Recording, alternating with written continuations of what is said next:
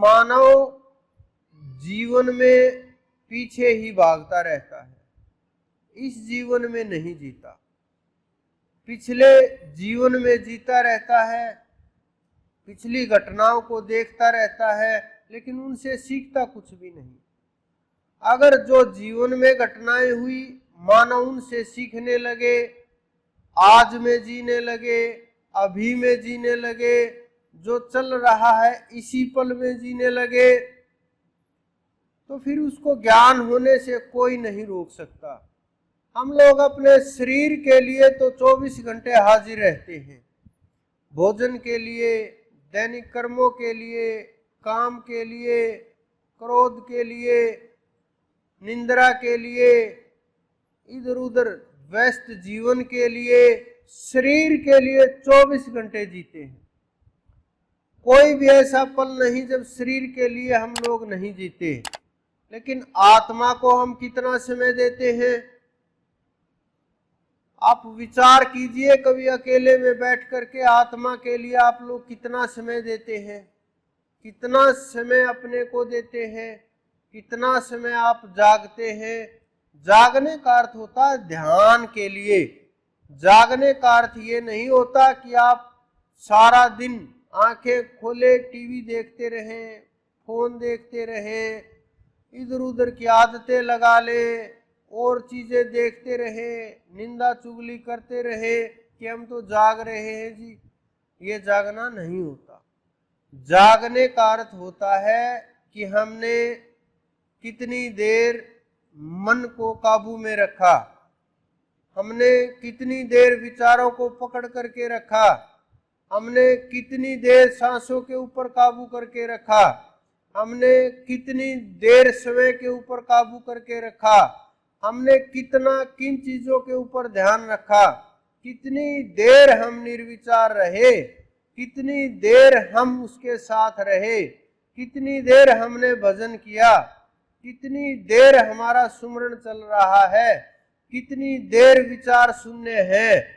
जब हम इस प्रकार से अपने आप को तैयार करेंगे, अपने आप के अंदर झांक करके देखेंगे, मन को देखेंगे, विचारों को देखेंगे, तो फिर धीरे धीरे ये चीजें समझ आने लगेंगी। और जब तक ये चीजें समझ नहीं आती, मैं बहुत प्रयास करता हूं आपको योग सिखाने का, ध्यान सिखाने का, उस तरफ ले करके जाने का। लेकिन जब आप हमारे साथ होते हो, महीने में कुछ पल के लिए, 1-2 घंटे के लिए, तो आपको ये लगता है कि हाँ मैं कर सकता हूँ। लेकिन जो ही आप गेट से बाहर जाते हो, सारी चीजें भूल करके भरमवश फिर उसी संसार के अंदर लौट जाते हो, फिर वहीं खो जाते हो। फिर याद आती है कि कुछ तो होगा, चलते हैं, कुछ तो सुनेंगे, कर ना पाए कुछ तो चीजें समझ आएंगी, कुछ तो हो पाएगा, कैसे क्या करना है कम से कम समझ तो रहे हैं, आगे कभी जीवन में मौका लगा, समय लगा तो ये कर भी लेंगे। ये आलस्य के जो विचार हैं, ये जो आपके कमजोरी के जो विचार हैं, जो मन के अधीनता के विचार हैं, जो आपके मन के अंदर अनेकों अनेक जन्मों के पड़े हुए संचित कर्म है, ये आपको उठने नहीं देना चाहते। और भजन के बिना आप इनसे बाहर नहीं निकल सकते, सुमरण के बिना नहीं निकल सकते। उन्होंने ये नहीं कहा कि तुम राम राम करो, क्योंकि राम उनसे पहले अवतार हुए।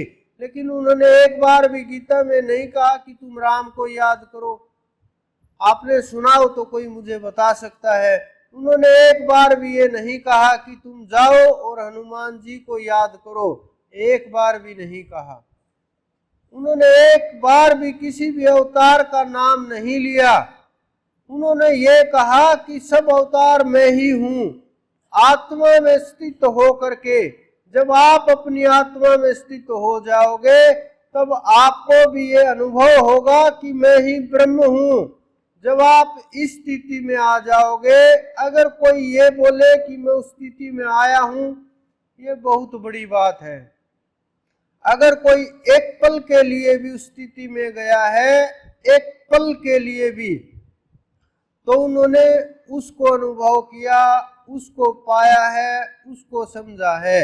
लेकिन अगर उसके अंदर भय है, किसी भी वस्तु को लेकर के, परमात्मा के नाम को लेकर के, नरक को लेकर के, स्वर्ग को लेकर के, विकारों को लेकर के, किसी भी स्त्री पुरुष को लेकर के, अगर उनके मन के अंदर भय है तो वो वहां नहीं गए, क्योंकि वहां भय का काम नहीं होता, वहां भय से बहुत दूर की स्थिति है।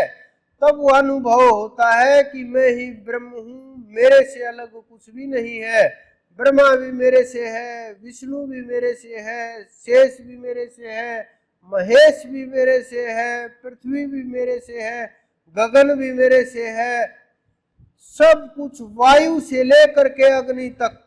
जब ये अनुभव होता है तब समझना आत्मा जाग रही है।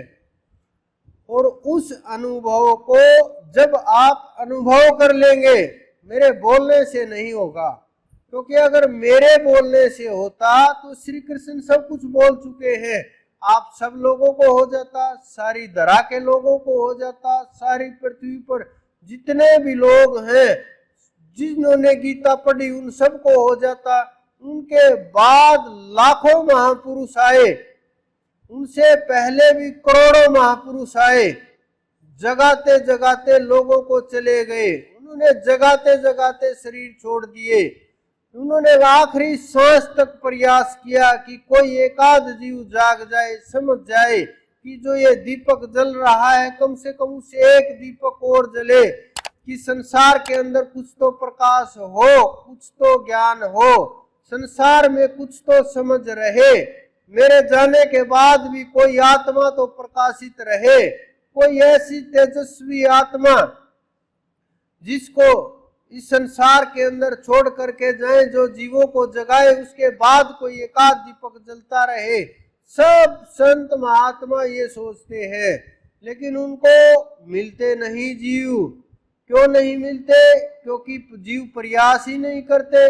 जीव बस मान लेते हैं कि मैं ज्ञानी हूँ, मैं अज्ञानी हूँ। जीव बस मान लेते हैं सुन करके कि मैंने पा लिया। कुछ जीव समझ लेते हैं कि हाँ मैंने पुस्तकें पढ़ ली, मुझे ज्ञान हो गया। कुछ जीव ये मान लेते हैं कि मुझे सब कुछ याद हो गया तो प्राप्त हो गया। कुछ जीव मान लेते हैं कि स्वप्न में अनुभव हुआ तो सब कुछ हो गया। आप लोग स्वप्न में भी डरते हो, आप लोग जागृत में भी डरते हो, आप लोग सुषुप्ति में भी डरते हो, तो किस प्रकार से उस अवस्था में जाओगे? उस अवस्था में जाने के लिए आपको डर छोड़ना पड़ेगा।